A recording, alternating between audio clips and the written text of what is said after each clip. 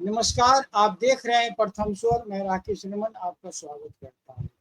आज बात होगी बिहार की। बिहार में राजनीतिक हलचल बहुत तेज है और खासकर उस राजनीतिक सरगर्मी को कांग्रेस ने बढ़ा दिया है, जो बिहार के राजनीतिक पटल पर कभी कोई उसकी हैसियत ही नहीं रही। और ऐसी स्थिति कांग्रेस की लगभग 30-35 सालों से है। एक बार कांग्रेस जहां से गई तो चली गई थी, लेकिन इस बार राहुल गांधी ने जिस तरह से तैयारी की तरह दिख रहा है, या कहिए कि शुरुआत की है, वो कुछ कांग्रेस का आक्रामक अंदाज नजर आया। लेकिन फिर आज होते होते वो कभी बैकफुट पर नजर आते हैं। और इन कवायदों के बीच कांग्रेस ने बिहार में एक अपने अध्यक्ष को एकाएक बदल दिया है। जी हाँ, पहले जो उनके अध्यक्ष थे अखिलेश प्रसाद सिंह, वो भूमियार जाति से आते हैं। और इस बार जिनका चयन किया गया है राजेश कुमार, वो दलित जाति से हैं। अब आप कहेंगे बिहार में की बात आप चुनाव की शुरू नहीं किए कि आप दलित जातियों की बात कर रहे हैं। हम नहीं कर रहे, क्योंकि ऐसा हुआ है, इसलिए हम ऐसा करने पर मजबूर हैं। और इन सब पर चर्चा करने के लिए खास पटना से राजनीतिक विश्लेषक प्रशांत कुमार सिंह जुड़ गए हैं। प्रशांत जी, आपका स्वागत है। सर धन्यवाद। सर, आपसे ही मैं समझना चाहूंगा, जो कांग्रेस ने कवायद शुरू की थी और आज कांग्रेस का अध्यक्ष बदल चुका है, तो आपकी पहली प्रतिक्रिया क्या है? सर ये सिर्फ कांग्रेस का बिहार प्रदेश कमेटी का अध्यक्ष ही नहीं बदला, इससे पहले ठीक एक महीना पहले यहाँ का प्रदेश प्रभारी भी बदल गए। पहले मोहन प्रकाश, कांग्रेस के सेंट्रल लीडर मोहन प्रकाश बिहार प्रदेश के कांग्रेस के प्रभारी हुआ करते थे। उनको हटाकर पिछले फरवरी माह में राहुल गांधी के बहुत करीबी और बिल्कुल युवा नेता, कर्नाटका से जो बिलोंग करते हैं, कृष्णा अल्लावरू, उनको बनाया गया बिहार का प्रभारी। और उसके तुरंत बाद ये यहाँ परिवर्तन हुआ कि प्रदेश स्तर पर डॉक्टर अखिलेश सिंह, जो पिछले दिसंबर में 2 साल का अपना कार्यकाल पूरा लगभग कर चुके हैं और उनको और आगे समय मिलने का उम्मीद था और काफी इसके लिए हाथ पैर भी मार रहे थे, काफी कोशिश कर रहे थे, उनको अचानक, बहुत ही अचानक और बहुत ही सरप्राइजिंग ढंग से हटाया गया और नए प्रदेश अध्यक्ष के रूप में राजेश कुमार उर्फ राजेश राम जी, जो कुटुंबा से विधायक हैं 2 बार से औरंगाबाद जिला में, उनको बना दिया गया प्रदेश अध्यक्ष। दलित चेहरा है। इनके पिता बालेश्वर राम भी कांग्रेस के बहुत वरिष्ठ नेता हुआ करते थे, बिहार सरकार में मंत्री और केंद्र में भी सांसद रह चुके थे। और उस परिवार से आने वाले राजेश कुमार जी को बना दिया गया प्रदेश अध्यक्ष। तो इसको आप सर इस संदर्भ में देखिए कि बिहार का जो चुनाव है, ये तो सारे लोग जो हैं, जो भी चुनावी विशेषज्ञ हैं और पॉलिटिकल एक्सपर्ट लोग हैं, सब लोग कबूल करते हैं कि बिहार में मोटा मोटी जातीय समीकरण ही चुनाव का सबसे बड़ा आधार बनता है। इसमें कहीं कोई दो मत नहीं। उस हिसाब से कांग्रेस को लगा कि दलित, क्योंकि अब उसको कांग्रेस को पता है कि अगड़ी जातियों का वोट और वैश्य वर्ग का वोट एकदम एक मुश्त भाजपा की तरफ जाता है, तो उसको लगा कि दलित और मुसलमान को भी रिझाने का और नेशनल लेवल पर मुसलमान का झुकाव कांग्रेस पार्टी की तरफ बढ़ा है। और ये चीजें पिछले कर्नाटक चुनाव में, तेलंगाना चुनाव में और अन्य प्रदेशों में या नेशनल लेवल पर भी देखने को मिला है। तो उसको लगा कि दलित और मुसलमान यानी डीएम समीकरण एक नई तरह की प्रयोग किया जाए बिहार में, और उस प्रयोग के तहत ये काम किया गया है। ये एक फैक्टर हुआ सर। दूसरा फैक्टर हुआ कि क्या दलित और मुसलमान कांग्रेस के साथ जुड़ेंगे बिहार में।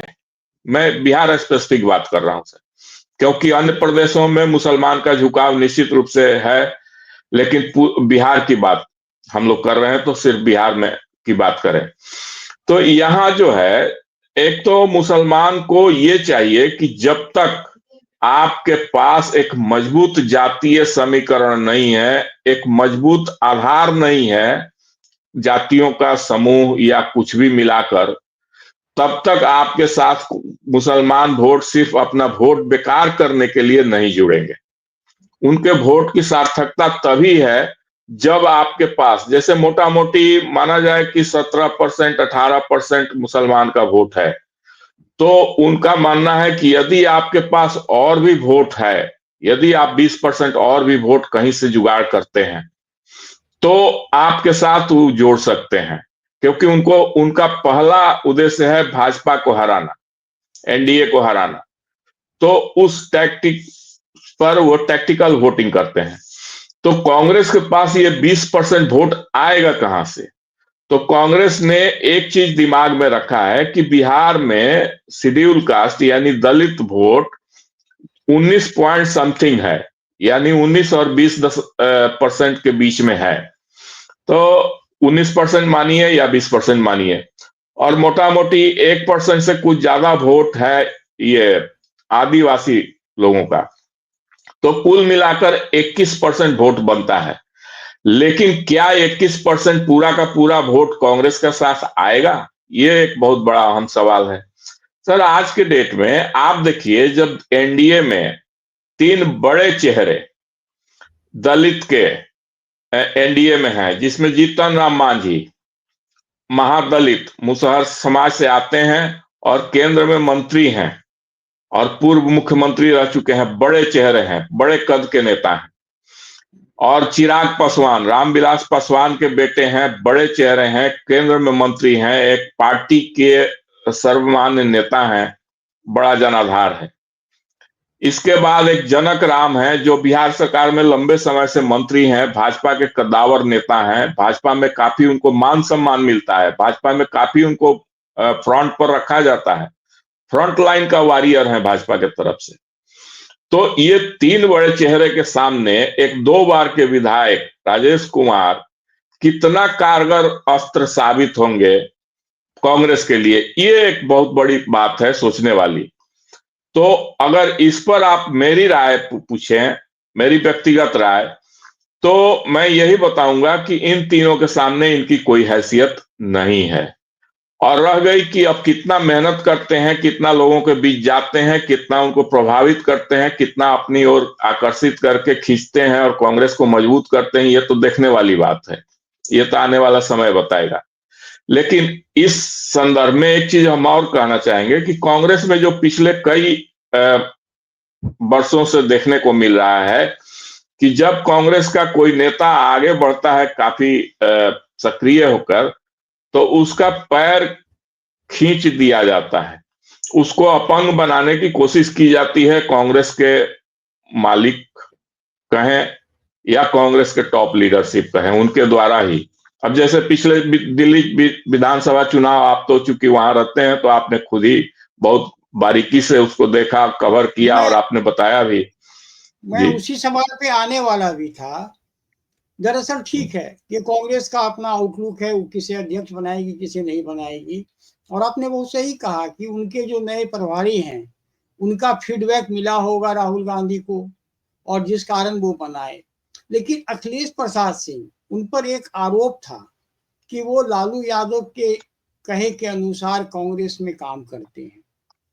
तो इस आरोप से बाहर निकलने के साथ साथ कांग्रेस ने क्या, उसको इस बात की चिंता नहीं हुई कि अखिलेश प्रसाद सिंह जिस जाति से आते हैं उनके लोग नाराज होंगे, या उनके कैलकुलेशन में क्या ये फिट बैठता है कि अखिलेश की नाराजगी भी सहन के हम राजेश कुमार को बनाए तो अच्छा रहेगा।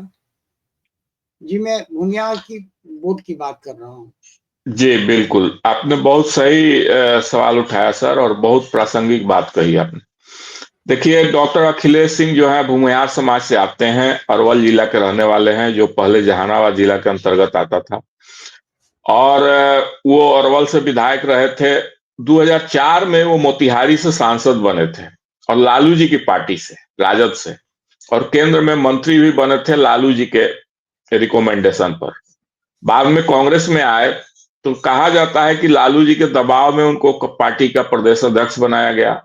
और एक बार तो लालू जी ने खुलकर कहा था पब्लिक में कि राज्यसभा सदस्य बनवाने में उन्होंने सोनिया गांधी से पैरवी करके इनको राज्यसभा सदस्य दोबारा बनवाया था। दो बार से राज्यसभा सदस्य बन रहे हैं। तो इसलिए एक परसेप्शन तो है ही कि लालू जी का पिछलगू है डॉक्टर अखिलेश सिंह, ये एक परसेप्शन है। लेकिन इसके बावजूद इनको जिस तरह से हटाया गया और जितना जल्दीबाजी में हटाया गया, उसका एक रिएक्शन देखने को मिल रहा है पूरे बिहार में। तो ये रिएक्शन जो है, जो थोड़ा बहुत रिजेंटमेंट आ रहा था भूमिहार वर्ग में और ब्राह्मण वर्ग में और अन्य अग्रणी जातियों में, एनडीए के खिलाफ या एंटी इनकम्बेंसी के कारण हो या नीतीश कुमार जी के कारण हो या और भी कोई कारण हो, तो वो जो सिंपैथी कांग्रेस उठा सकती थी, उस सिंपैथी का लाभ उठा सकती थी, उस लाभ से कांग्रेस पार्टी वंचित हो गई, क्योंकि बहुत रिजेंटमेंट देखने को मिल रहा है भूमिहार जाति में काफी इसका। यहाँ पर सर मेरा एक सवाल है इसमें, ठीक है अखिलेश प्रसाद सिंह के कारण भूमिहार वर्ग में आया होगा रिजेंटमेंट, लेकिन at the same time Congress ने कन्हैया कुमार को वहां आगे बढ़ाया है। और जहां तक हमें जो हम लोगों के पास जो खबरें आई हैं, रिपोर्ट आई हैं कि कन्हैया कुमार के लिए नारे ये भी लगे हैं कि बिहार का मुख्यमंत्री कैसा हो, कन्हैया कुमार जैसा हो। तो ये क्या काउंटर नहीं करेगा? हाँ, ये बात जो है ना सर, ये बहुत एक दूरगामी चीज है, क्योंकि लालू जी सशंकित रहते हैं, क्योंकि वो उनको लालू जी को ऐसा लगता है कि उनका काफी उम्र हो चुका है, बीमार भी रहते हैं। उनको लगता है कि जब तक वो हैं जीवित तब तक तो राजद में प्रॉब्लम नहीं है, लेकिन उनके बाद क्या राजद को इंटैक्ट रखने में तेजस्वी प्रसाद यादव सक्षम होंगे, क्योंकि कहीं राजद बिखर न जाए। तो और उनको ऐसा लगता है कि यदि बिहार की राजनीति में कन्हैया कुमार ने एक मजबूत स्थान बना लिया तो ये आग में घी का काम करेगा। तेजस्वी का भविष्य और राजद का भविष्य दोनों को खत्म करने में या बिखर जाने में ये बहुत बड़ा चीज हो जाएगा। तो इसलिए राजद में काफी शंका बनी हुई है, और यही कारण है कि राजद के जो अभी प्रवक्ता का एक बयान आया जो कन्हैया कुमार ने, हाँ ये भी बता दूं सर थोड़ा सा ये बताते हुए कि कन्हैया कुमार और कृष्णा अल्लावरू जो प्रदेश प्रभारी हैं और अन्य नेता बिहार स्तर के, इन लोगों ने 16 मार्च से एक पदयात्रा शुरू किया है। हालांकि पदयात्रा नाम से है, लेकिन ज्यादातर लग्जरी गाड़ियों में लोग चल रहे हैं। महात्मा गांधी के भित्तिहारवा आश्रम जो पश्चिम चंपारण में है, वहां से लेकर पटना तक उनका पदयात्रा है और 16 मार्च से शुरू हुआ है। और उस पद यात्रा का मुद्दा है पलायन रोको नौकरी दो। बिहार से पलायन बहुत होता है, उस चीज को ये लोग अपना उठा रहे हैं, अच्छी बात है। तो इससे जो कन्हैया कुमार को इसमें बिहार में काफी ये मिला है, कवरेज मिला है, मीडिया में काफी स्थान मिल रहा है, और कन्हैया कुमार बोलने में तो बहुत ज्यादा वोकल हैं, बहुत ज्यादा ये हैं।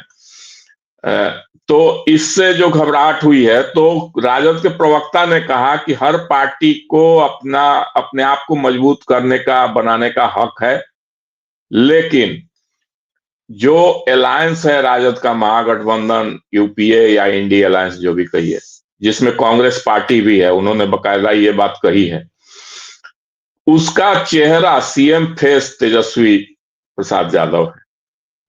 तो इस तरह का सफाई देने का मतलब ही है कि राजद के अंदर घबराहट की स्थिति आ गई है, इसमें कहीं कोई दो मत नहीं है।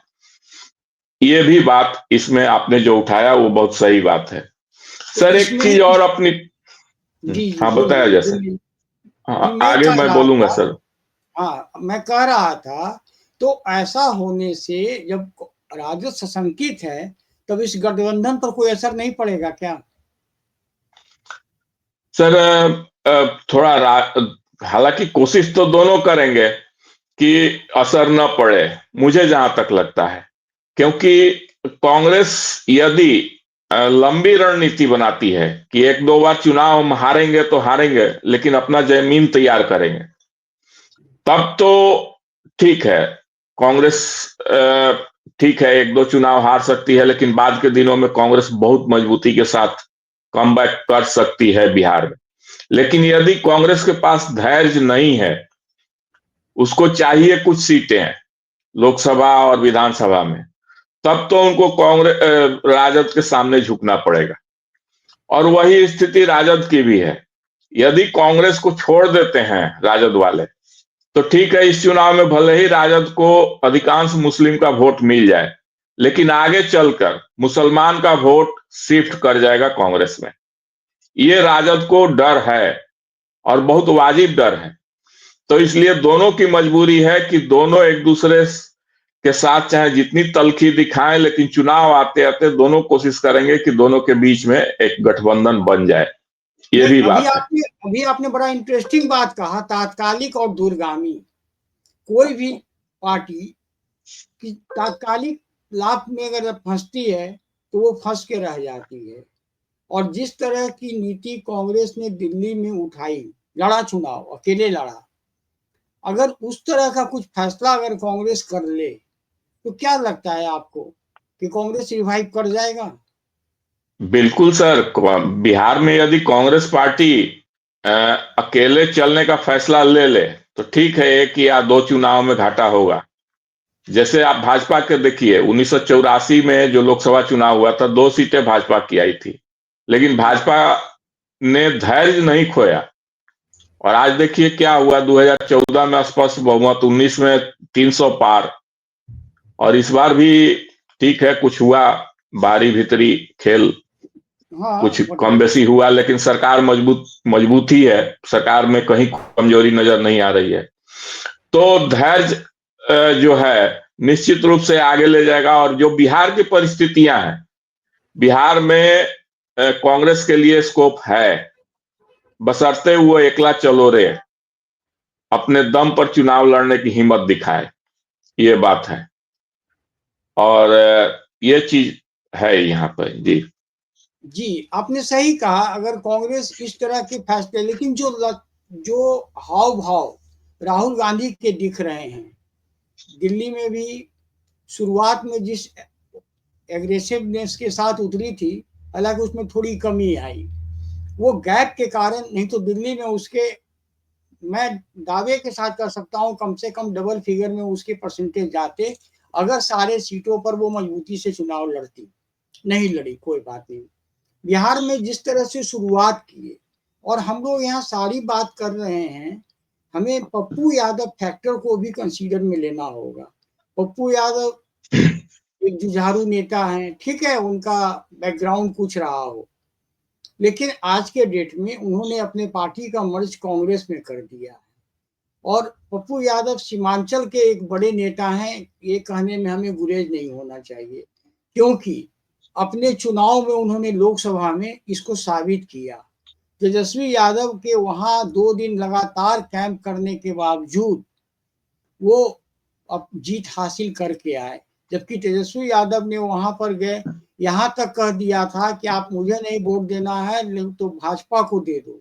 फिर भी अगर पप्पू यादव जीत कर आए तो इसका मतलब स्पष्ट है कि सीमांचल में उनकी पकड़ है। तो कांग्रेस यदि आगे बढ़ती भी है तो आपको क्या नहीं लगता कि कांग्रेस बहुत जल्द अपना जगह पा सकती है? हाँ सर, वही मैं कहूंगा, दोहराना ही कि धैर्य अगर रखे तो कांग्रेस के लिए बहुत बढ़िया स्कोप है बिहार में, इसमें कहीं कोई दो मत नहीं है। सर, पप्पू यादव के बारे में थोड़ा सा मेरी मत भिन्नता है। आप ही के चैनल पर मैंने एक बार और कहा था, जब चुनाव पूर्णिया का नहीं हुआ था तब, कि पप्पू यादव को वहां का मुसलमान 100% वोट देगा। पप्पू यादव के सामने आप जामा मस्जिद के इमाम बुखारी को भी खड़ा कर दीजिए, उनके बजाय वोट पप्पू यादव को मुसलमान लोग देगा। ये एक पूर्णिया की बात है। 2-4 सीटों पर विधानसभा में और 1-2 सीटों पर लोकसभा में पप्पू यादव प्रभावशाली सिद्ध हो सकते हैं, लेकिन पूरे बिहार के लेवल पर यदि आप देखें तो पप्पू यादव की भूमिका लगभग दिग्विजय सिंह और संजय राउत जैसी है। वो खेल जितना आपके लिए बनाएंगे उससे ज्यादा खेल आपके लिए बिगाड़ेंगे। जी जी क्योंकि आपने बहुत इतनी ज्यादा उनके इतना ज्यादा उतार चढ़ाव है उनके चरित्र में, उनके बयानों में, उनके कारनामों में कि लोग बहुत जल्दी उनसे ऊब जाते हैं। चलिए, एक तो ये बात हो गई। तो मतलब कुल मिलाकर, चूंकि आज हम एनडीए की बात कर ही नहीं रहे, हम लोग आज बात कर रहे हैं बिहार में राजनीति और कांग्रेस और इनके गठबंधन को लेकर। एनडीए में भी प्रॉब्लम है नीतीश कुमार के स्वास्थ्य को लेकर, लेकिन मैं उन बातों पे भी नहीं आ रहा हूँ। लेकिन नीतीश कुमार का स्वास्थ्य भी एनडीए घटक के लिए एक समस्या की बातें हैं। मगर कांग्रेस, जो कांग्रेस पूरे देश में कभी शासन करती थी, आज 3 राज्यों में सिमट के रह गई है। उस कांग्रेस को क्या वो ये फैसला ऐसा ले सकती है? ये आखिरी कमेंट होगा सर, क्या कांग्रेस दूरगामी नीति पे चलेगी आपके हिसाब से? आपको क्या लगता है, आपका आकलन? अभी तो हमको जो मुझे अभी फिलहाल जो लग रहा है कि एक चीज और है कि पिछले चुनाव में राजद ने 70 सीटें दी थी कांग्रेस को लड़ने के लिए और 19 सीटें कांग्रेस जीत पाई थी। स्ट्राइक रेट बहुत कम रहा। तो ऐसा लग रहा है कि राजद उसको और कम सीटें देने के मूड में है और कांग्रेस कम से कम उतनी सीटें लेने के मूड में है। तो दोनों तरफ से एक बार्गेनिंग के लिए भी अभी से नूरा कुश्ती जारी है। एक चीज ये है, अभी तक कांग्रेस की तरफ से इस तरह का कोई इंडिकेशन नहीं आ रहा है। ठीक है, पद यात्रा शुरू हो गई, कन्हैया कुमार जो मतलब एक तरह से राजद के साथ उनका बहुत ज्यादा 36 का रिश्ता रहता है, वो मैदान में उतरे हैं।